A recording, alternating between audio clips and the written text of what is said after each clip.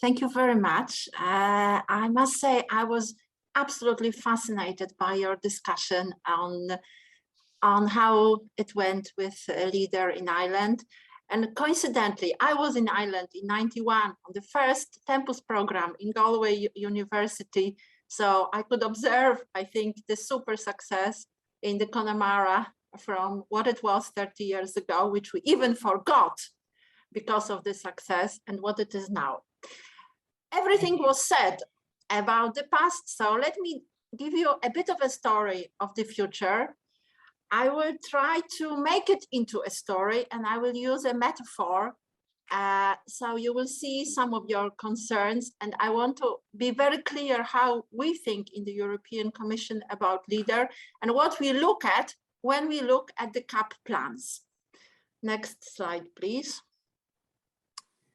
Well, the first thing is that the future is now in a way, because the transition regulation, where the funding is already, and the minister announced it this morning, granted for the preparation of the future strategies post 2023, the preparation is being done now. So it's very important, and very many decisions as to the content of the strategies and the way the process is shaped, as well as the partnership, are being taken and are being prepared now. And of course, there is the future programming period, which starts in 2023. And this is where the formal selection of the new strategies for implementation is ongoing. Next slide, please. Now, how do we conceptualize and how do we think in the Commission about the new programming period and leader in general? The first point, and this is not only about leader, it's about the whole reform, is flexibility. It means that less is defined at the EU level, but it doesn't mean it's not defined anywhere. It means that it is defined at the member state level. So there is a flexibility for the member states to fit this, the instruments, the interventions, the tools to their own circumstances to make the most of them.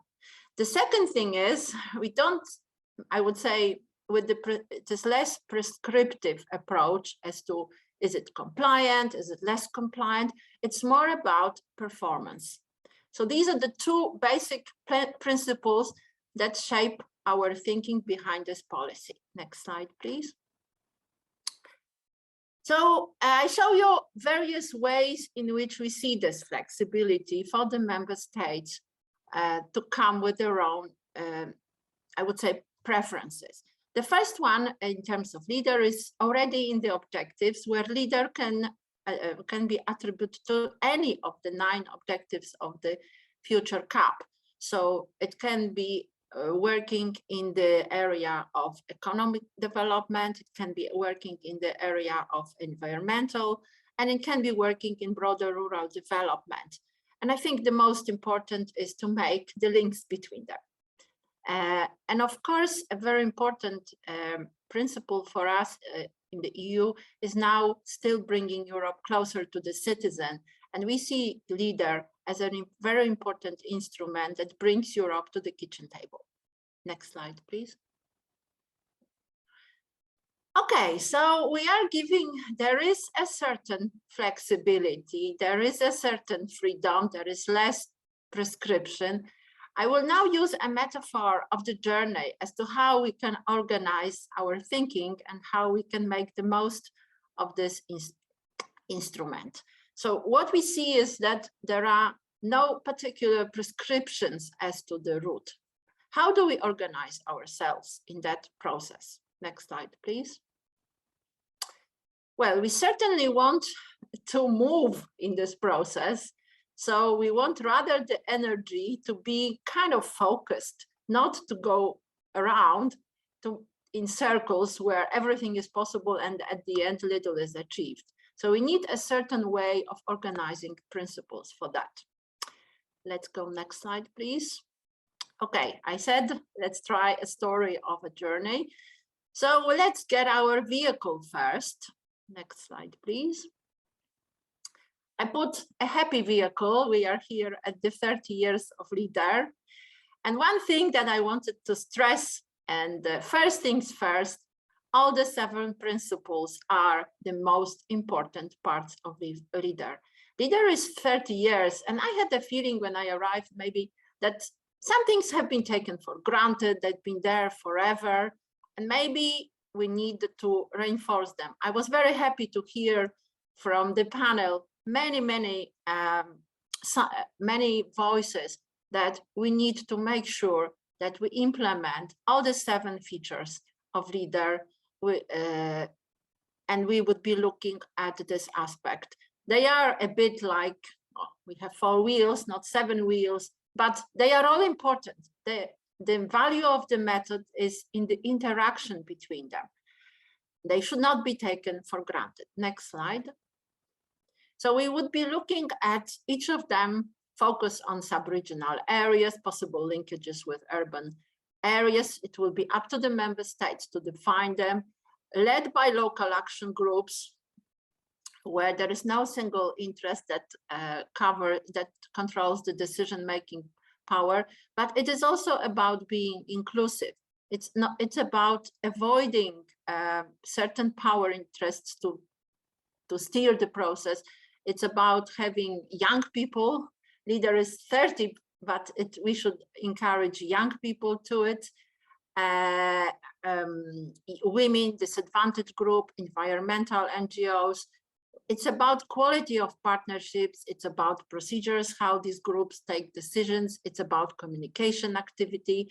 It's about training. So sometimes it's about the quality of these particular features. Then the integrated approach, meaning that we have multiple sectors, we have links between actors, and also, of course, animation and training efforts. I'm trying to be very brief because all the speakers already have mentioned all this. I don't want to repeat myself. Supportive and networking and cooperation, because very often we see in evaluations that it's networking and cooperation that brings innovation. And of course, innovative in local context, where it is encouraged by networking, capacity building, smart village approaches. And also we want to now strengthen the link to research and innovation capacities and have a more flexible system for risk taking. All this has been mentioned, so I'm just quickly running through. Next slide, please. Now we have a car, our happy leader vehicle, hopefully with all the 7 principles, every single one of them. And that's for every single lag. I think that's important to make sure. And we know from self-assessment that this has been mixed in member states. How do we go? How do we go about getting on the road? Next slide. Well, that certainly is not the way we should be going. The leader is not fit to go on the motorway. What is our organizing principles of how do we use the method to the best possible way? Next slide. Certainly, it is a local development where it's important to add value. We were talking about the added value of the approach, and we want to make it much more clear and much more visible. Thank you. Next slide. We have had evaluations of leader which spelled out, I think, I would say very clearly the types of added value. One is to increase the social capital in rural areas. One is to improve local governance and deliver projects or results with some unique values or added value compared to the mainstream delivery. This has been our work done in the evaluation network in 2017. And now we want to build on it and use it more in the policy making and bring it more into the light. It has been sometimes invisible work. We want to bring it more in the visibility. Next slide, please. So the first point, the first added value is about social capital, is about creating local networks, inclusive networks, where even the weaker members, and that's the point on equality, which I found very, very relevant, bringing weaker members of the community into the networks, into decision-making powers. It's about exchange, it's about participation, and I very much see here the point about loneliness and people needing to participate.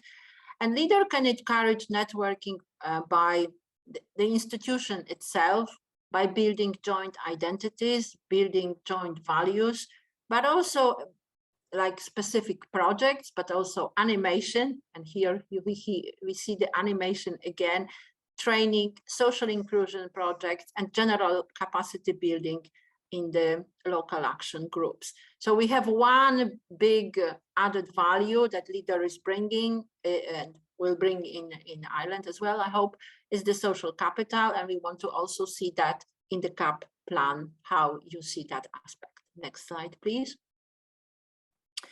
The next big point of added value is improved local governance at sub-regional level. This is an additional, I would say, layer of multi-level governance.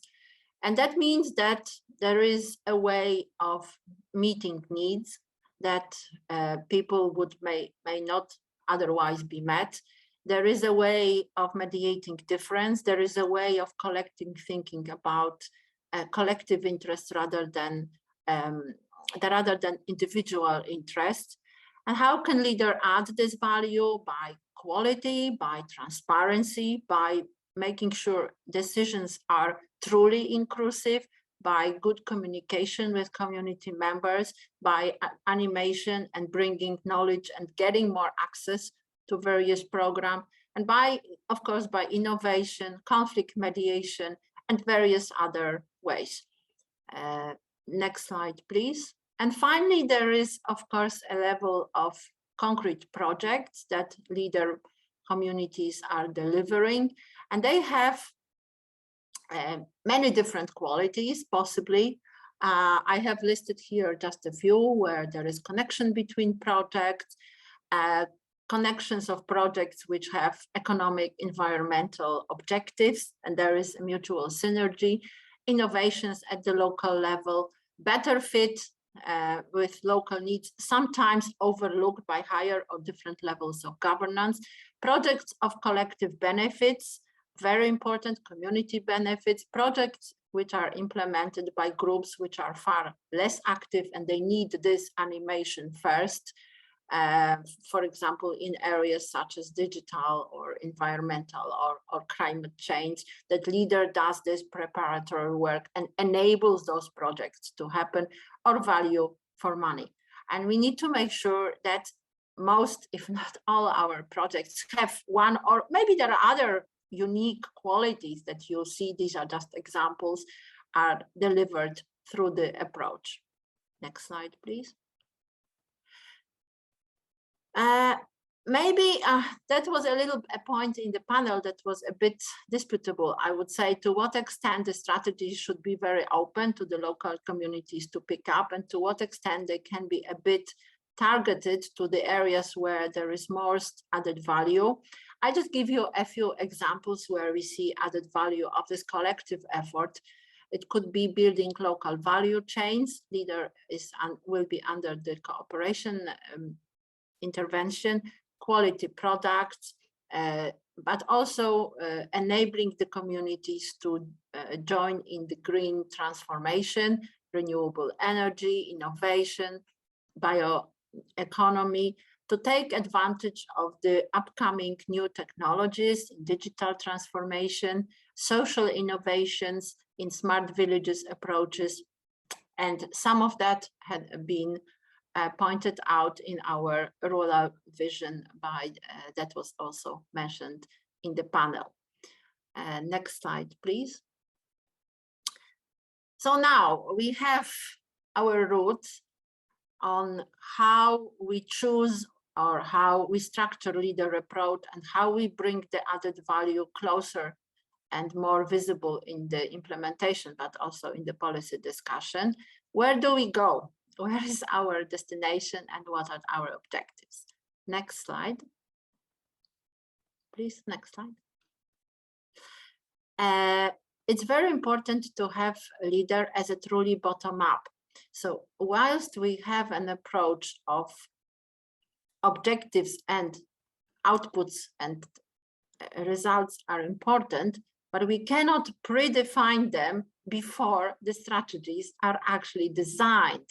So we have a two-stage approach where we first draft a general program, and then we see the results as updated as a result of the bottom-up process. So we try to keep as much bottom-up as possible.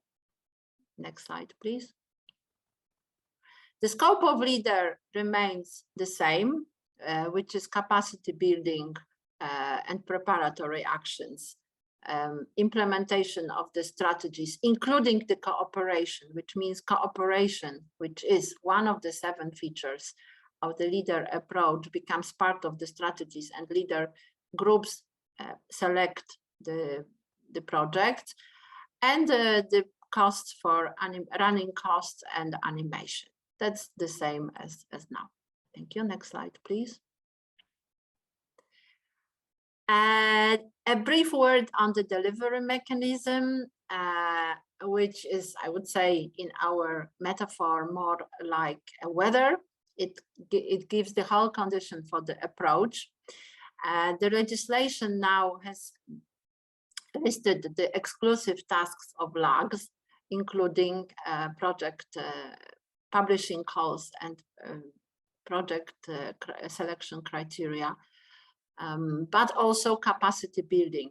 And it's very clear that the most important task of LAG itself is animation and capacity building. About other institutions, our evaluations and experience in the rural network shows that, first of all, it's important to be very clear about the responsibilities of the managing authority and the paying agency. If LAGs are doing additional functions except of their core functions, there needs to be resources put to that. And there has to be a clear coordinating mechanism between all the institutions, a chatting, kind of talking platform. Sufficient resources for animation, for communication, for learning, for networking. And of course, simplification. We very much would like to encourage the simplified cost option to make sure that the administrative burden is as light as possible, so that LAGs have the enough resources to do animation and capacity building as one of their core added value. And we will be looking at the clarity of this delivery mechanism and assurance that that is actually the case in the way you structure your own systems, and that is entirely up to the member states to structure. Next slide, please.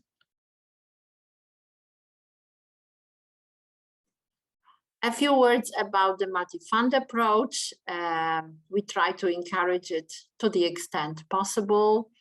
We enabled the Rural Development Fund to participate in the first calls of proposals together with the Social Fund and Regional Funds. And we would like to encourage the lead fund option as a way of simplification in this whole system. Next slide. One word on indicators and targets. As I said, this is going to be a two-stage approach where the actual result indicators, some of them will be set at the second stage after the bottom-up approach. We will be also encouraging the member states to look more at the added value of leader and think of indicators on social capital and the local governance and better projects to actually demonstrate this this added value. However, it is voluntary. Next slide, please. Okay, I ran very quickly, but you've mentioned it all. So let me now say in very short how we see, hopefully, the future of LEADER. So first of all, strongly rooted in all features of LEADER. There is no one feature that is more important than others. We believe all the 7 features are important, and they are actually enshrined in the EU legislation. Second, delivering added value, and this added value is conceptualized as improving the social capital, improving the local governance, and delivering unique project qualities compared to the mainstream deliveries. I've given you some examples. The member states have a flexibility to plan the LEADER in a way that would make the most of its potential. We are less prescriptive at the EU level. We will pay attention to the animation. We will try to mainstream the smart approaches to make sure the innovation, the world is changing so quickly. The innovation is closer, not only digital transformation, green transformation, social innovation, just an examples. And simply dynamic in learning and networking.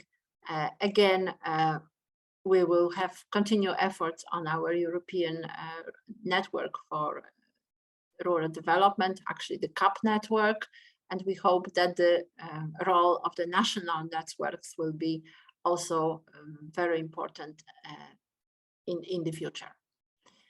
Next slide.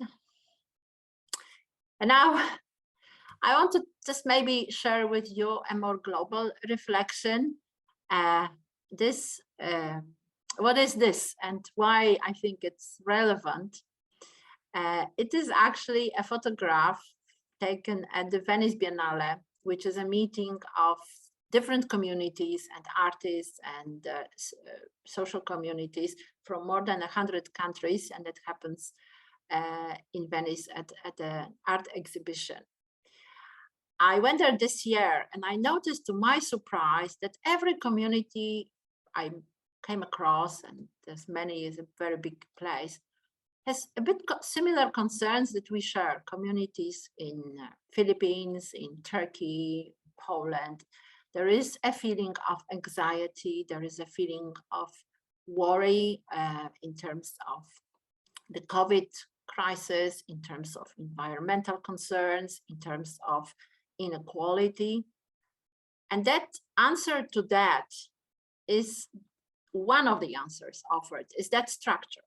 That structure is called elemental, and this is a kind of physical structure. You can enter in it, and this is an ancient structure of Chile where people gathered together to look for collective solutions. I think that's the key answer for our complex world, is the search for collective solutions. So if I was to sum up LEADER in one sentence, next slide. I think in today, in terms of future of LEADER, the best opportunities for LEADER are in front of us in the next 30 years. And in today's complex world, the LEADER approach can translate our current individual and global uncertainties into working collective solutions. And that, I think, is to try to sum it up in one sentence, to build that structure of collective vision. Thank you, Maura.